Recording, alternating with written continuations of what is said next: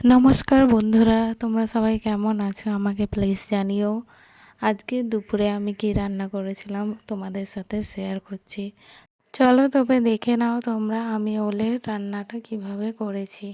প্রথমে আমি ওলটি লেবু দিয়ে মাখিয়ে রেখেছিলাম এবং সিদ্ধও করে নিয়েছিলাম। তারপর কড়াইতে গরম তেলে ছেড়ে দিলাম ওলগুলি, আস্তে আস্তে ভেজে নিলাম।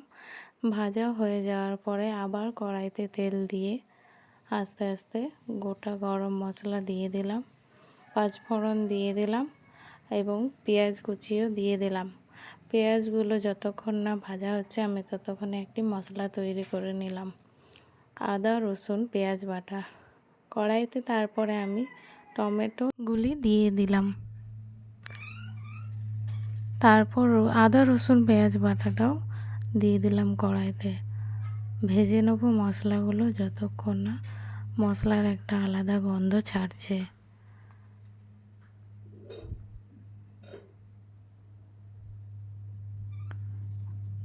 তারপর ভাজা হয়ে যাওয়ার পর লঙ্কা গুঁড়ো, জিরে গুঁড়ো, ধনে গুঁড়ো আর সামান্য মতো লবণও দিয়ে দিয়েছিলাম কড়াইয়ের মধ্যে।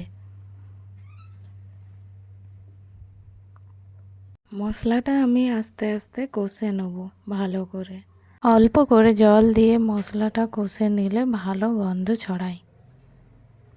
মশলাটা নাড়াচাড়া করতে করতে কি সুন্দর ভালো গন্ধ ছড়িয়েছে এবং তেলও বেরোচ্ছে। এরপর আমি আস্তে আস্তে ওই ভাজা ওলগুলোকে কড়াইয়ের মধ্যে মশলার সাথে মাখিয়ে ভেজে নিলাম। তারপর আমি তেঁতুলগুলো দিয়ে দিলাম। তেঁতুল এবং লেবু দিয়ে ওল রান্না করলে গলা জ্বলন করে না। আমাদের তৈরি হয়ে গেল ওলের এই নতুন রেসিপিটি।